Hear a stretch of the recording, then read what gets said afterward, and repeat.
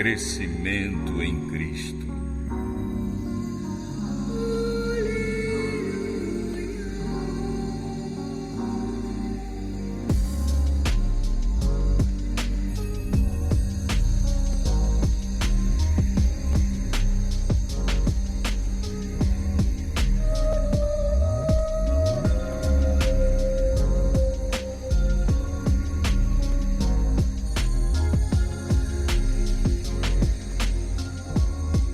Transformação do coração, pelo qual nos tornamos filhos de Deus, a Bíblia chama de novo nascimento. Também é comparada à germinação da boa semente plantada pelo lavrador. Do mesmo modo, os que acabam de se converter a Cristo devem, como meninos novamente nascidos, crescer até a estatura de homens e mulheres em Cristo Jesus. Ou, como a boa semente lançada no campo, devem crescer e produzir fruto. Isaías diz que serão chamados árvores de justiça, plantação do Senhor, para que ele seja glorificado. Assim, da vida natural, pode-se tirar ilustrações que nos ajudam a compreender melhor as misteriosas verdades da vida espiritual. A ciência e a habilidade do homem não são capazes de produzir vida no menor objeto da natureza. É unicamente mediante a vida que o próprio Deus comunicou que os animais e plantas vivem. Assim, é somente por meio da vida de Deus que a vida espiritual é gerada no coração humano. A menos que o homem nasça de novo, não pode receber a vida que Cristo oferece. Como acontece na vida, o mesmo se dá com o crescimento.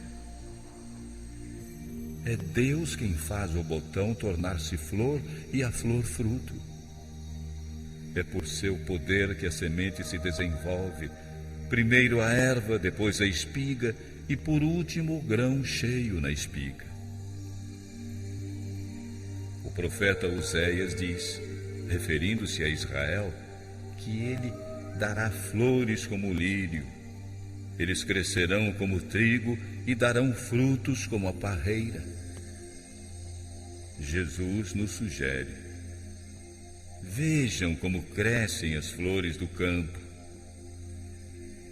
As plantas e flores não crescem pelo seu próprio cuidado, ansiedade ou esforço, mas por receberem aquilo que Deus forneceu para lhes dar vida. A criança não pode, por qualquer desejo ou poder próprio, aumentar sua estatura. Do mesmo modo, você não pode, por sua própria ansiedade ou esforço, conseguir crescimento espiritual. A planta e a criança crescem recebendo do seu ambiente aquilo que lhes serve à vida: ar, luz do sol e alimento. O que esses dons da natureza são para o animal e a planta é Cristo para os que nele confiam: luz perpétua, sol e escudo. Será para Israel como orvalho, descerá como a chuva sobre a erva colhida. Ele é a água viva, o pão de Deus, que desce do céu e dá vida ao mundo. No dom incomparável de seu Filho, Deus envolveu o mundo todo num ambiente de graça tão real como o ar que circula ao redor do globo. Todos os que respirarem essa atmosfera irão viver e crescer até a estatura completa de homens e mulheres em Cristo Jesus. Como a flor se volta para o sol para que seus brilhantes raios ajudem a desenvolver beleza e simetria, assim devemos volver-nos para o sol da justiça, a fim de que a luz do céu incida sobre nós e nosso caráter seja desenvolvido à semelhança de Cristo.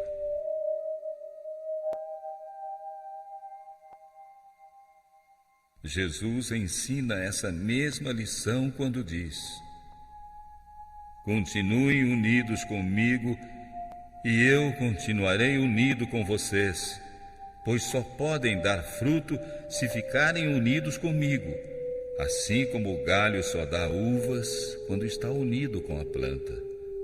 Porque sem mim vocês não podem fazer nada. Você é tão dependente de Cristo para viver uma vida santa, como o ramo depende do tronco para crescer e dar fruto. Separado dele, você não tem vida. Não tem poder algum para resistir à tentação ou crescer em graça e santidade. Permanecendo nele, você vai florescer. Se sua vida depender dele, não irá murchar, nem deixar de produzir fruto. Será como árvore plantada junto a fontes de água. Muitos acham que devem fazer sozinhos parte do trabalho. Confiaram em Cristo para o perdão dos pecados, mas agora procuram por seus próprios esforços viver retamente. Mas qualquer esforço desse tipo irá fracassar. Jesus adverte: sem mim vocês não podem fazer nada. Nosso crescimento na graça, nossa alegria, nossa utilidade, tudo depende da união que tivermos com Cristo. A comunhão com Ele, todo dia, toda hora, permanecendo nele, é que nos faz crescer na graça. Ele é não somente o autor, mas também o consumador de nossa fé. Cristo deve ser sempre o primeiro e o último de nossa vida. Precisa estar conosco, não só ao princípio e ao fim de nossa carreira, mas em cada passo no caminho.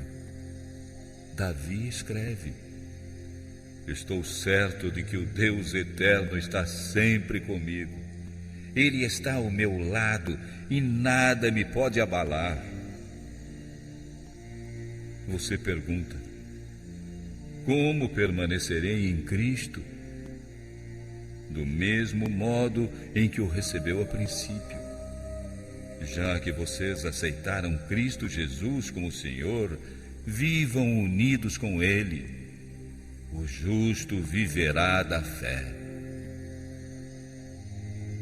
Você se entregou a Deus para ser inteiramente dele, para o servir e lhe obedecer. Também aceitou a Cristo como seu Salvador. Não pôde por si mesmo pagar a culpa dos seus pecados ou transformar seu coração. Mas ao se entregar a Deus, creu que Ele, por amor de Cristo, fez tudo isso por você. Pela fé passou a pertencer a Cristo. Pela fé deve nele crescer, dando e recebendo. Deve entregar-lhe tudo: o coração, a vontade, o serviço. Dar-se a si mesmo a Ele para lhe obedecer em tudo. E irá receber tudo. Cristo, a plenitude de todas as bênçãos para habitar no seu coração, para ser sua força, sua justiça, seu ajudador constante, que lhe dará poder para obedecer. Consagre-se a Deus pela manhã. Faça disso sua primeira atividade. E ore: toma-me, Senhor, para ser teu inteiramente. Aos teus pés deponho todos os meus projetos. Usa-me hoje em teu serviço. Permanece comigo e permite que toda a minha obra se faça em ti. Essa é uma questão diária. Cada manhã consagre-se a Deus para esse dia. Peça-lhe que examine todos os seus planos, para que eles possam ser levados avante ou não, conforme a indicação da sua providência. Assim, dia a dia, poderá entregar nas mãos de Deus a sua vida, e ela se tornará cada vez mais semelhante ao modelo de Jesus. A vida em Cristo é uma vida de descanso. Pode não haver êxtase de sentimentos, mas deve existir uma constante e serena confiança. A esperança não está em você mesmo, mas em Cristo. Sua fraqueza se une à sua força, a ignorância à sua sabedoria, a fragilidade ao seu eterno poder. Você não deve, pois, olhar para si mesmo, nem permitir que os pensamentos fiquem centralizados no próprio eu, mas em Cristo. Pense constantemente em seu amor, na beleza e perfeição de seu caráter. Cristo em sua abnegação, Cristo em sua humilhação, Cristo em sua pureza e santidade, Cristo em seu incomparável amor. Esse é o tema para sua meditação. Quando o ama, o imita e confia inteiramente nele, é que você será transformado em sua semelhança. Jesus insiste: continuem unidos comigo. Essas palavras dão ideia de repouso, firmeza, confiança. Outra vez ele convida: venham a mim e eu lhes darei descanso. As palavras do salmista apresentam um pensamento semelhante. Descansa no Senhor e espera nele. E Isaías dá a certeza: fiquem tranquilos e confiem em mim, e eu lhes darei a vitória. Esse descanso não significa inatividade, pois no convite do Salvador, a promessa de descanso está unida ao chamado para o trabalho. Sejam meus seguidores e aprendam de mim, e vocês encontrarão descanso. O coração que mais completamente descansa em Cristo será o mais empenhado e ativo no trabalho por Ele. Quando o pensamento se concentra no próprio eu, é afastado de Cristo, a fonte de vigor e vida.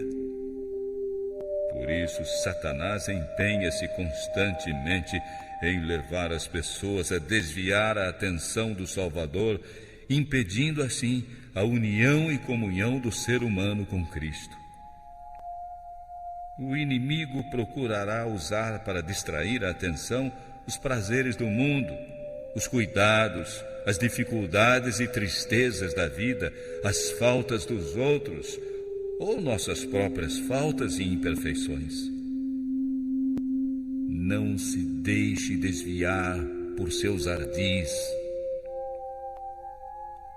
Muitos que são realmente conscienciosos e que desejam viver para Deus são por vezes levados a pensar em suas próprias faltas e fraquezas e desse modo afastados de Cristo, esperam alcançar a vitória. Não devemos fazer de nós mesmos o centro, ficando ansiosos e cheios de medo quanto à nossa salvação. Tudo isso nos desvia da fonte do poder. Entregue a Deus a tarefa de salvá-lo e confie nele.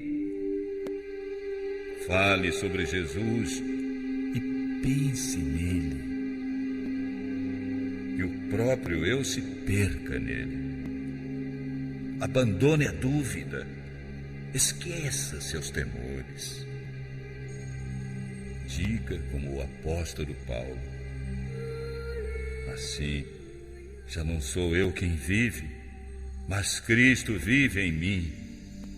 E esta vida que agora vivo, eu a vivo pela fé no Filho de Deus que me amou e se deu a si mesmo por mim.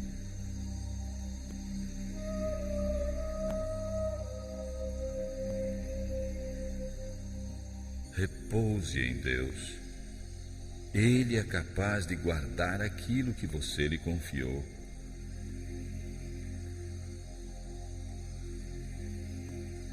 Entregando-se em suas mãos, Ele fará com que você se torne mais do que vencedor por aquele que o amou.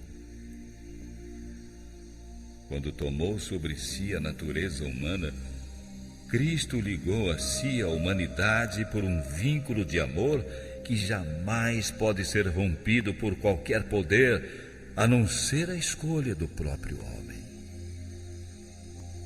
Satanás estará sempre tentando nos seduzir para nos levar a romper esse laço, escolher separar-nos de Cristo.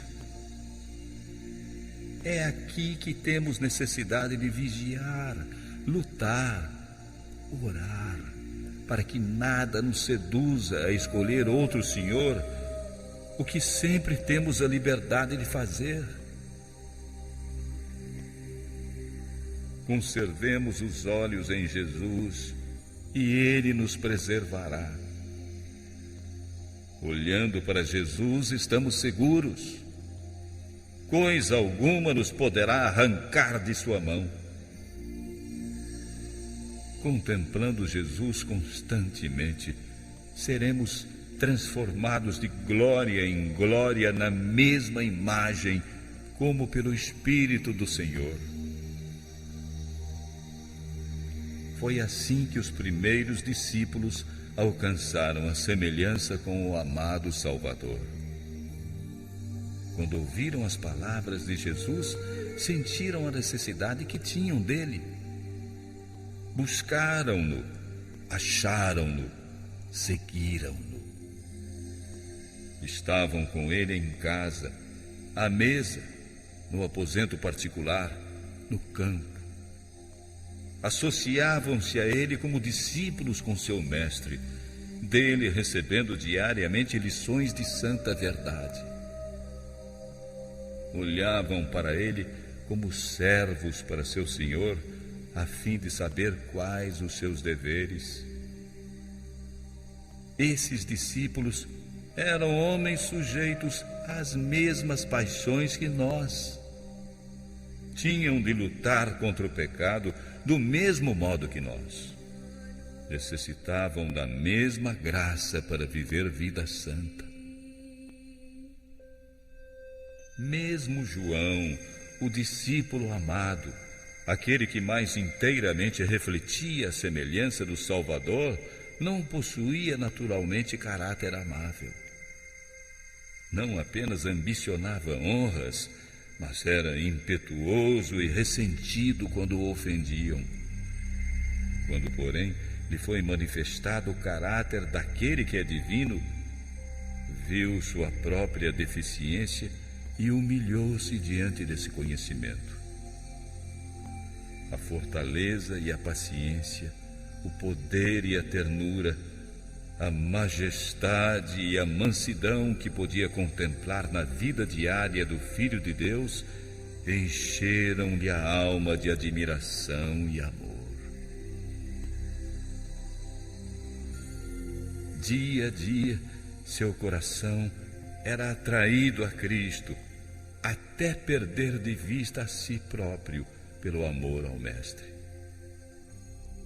Seu gênio ressentido e ambicioso cedeu ao poder modelador de Cristo. A influência transformadora do Espírito Santo renovou-lhe o coração. O poder do amor de Cristo operou a transformação do caráter. Esse é o resultado da união com Jesus. Quando Cristo habita o coração, toda a natureza se transforma. O Espírito de Cristo, seu amor, abranda o coração, domina a alma e dirige os pensamentos e desejos para Deus e para o céu. Quando Jesus voltou para o céu, seus seguidores continuaram ainda a sentir sua presença. Era uma presença pessoal, cheia de amor e luz. O Salvador que com eles havia andado, falado e orado, que lhes inspirara esperança e conforto ao coração, fora levado ao céu quando proferia a mensagem de paz. Enquanto a nuvem de anjos o recebia, vieram até eles os sons de sua voz. E lembrem-se de que eu estarei com vocês todos os dias até o fim dos tempos. Ele havia subido ao céu em forma humana. Sabiam que estava perante o trono de Deus, ainda como amigo e salvador deles, que sua simpatia não havia se alterado, que continuava identificado com a humanidade sofredora. Estava apresentando perante Deus os méritos de seu próprio sangue, mostrando suas mãos e pés feridos, em lembrança do preço que havia pago por seus remidos. Sabiam que voltara ao céu a fim de lhes preparar lugar, e que voltaria e os levaria para si. Quando se reuniam depois da ascensão, estavam ansiosos por apresentar suas petições ao Pai em nome de Jesus. Com reverência se prostravam em oração, repetindo a promessa: se pedirem alguma coisa em meu nome, o Pai lhes dará. Até agora não pediram nada em meu nome? Peçam e recebereis, para que a alegria de vocês seja completa. Os discípulos estendiam cada vez mais alto a mão da fé com o poderoso argumento: foi Cristo quem morreu, ou melhor, quem foi ressuscitado e está à direita de Deus. Ele pede a Deus em nosso favor. E o Pentecoste lhes trouxe a presença do Consolador, do qual Cristo havia dito: está com vocês e vive em vocês. E mais, eu afirmo que é melhor para vocês que eu vá, pois se eu não for, o Auxiliador não virá. Mas se eu for, então o enviarei a vocês. Daí por diante, através do Espírito, Cristo habitaria continuamente no coração de seus filhos. Sua união com ele tornou-se mais íntima do que quando estava pessoalmente com eles. A luz, o amor e poder do Cristo que neles habitava se refletiam em sua vida, de modo que os homens, vendo-os, se maravilhavam e tinham conhecimento que eles haviam estado com Jesus. Tudo o que Cristo foi para os primeiros discípulos, deseja ser para seus filhos hoje. Na sua última oração, rodeado do pequeno grupo de discípulos, disse: não peço somente por eles, mas também em favor dos que vão crer em mim por meio deles. Jesus orou por nós pedindo que fôssemos um com Ele, assim como Ele é um com o Pai. Que união é esta? Disse o Salvador de si mesmo. O Filho por si mesmo não pode fazer coisa alguma. O Pai que está em mim é quem faz as obras. Se Cristo morar em nosso coração, fará em nós tanto o querer como o efetuar, segundo a sua boa vontade. Trabalharemos como Ele trabalhou, manifestaremos o mesmo Espírito. E assim, amando-o e nele permanecendo, havemos de crescer em tudo naquele que é a cabeça, Cristo.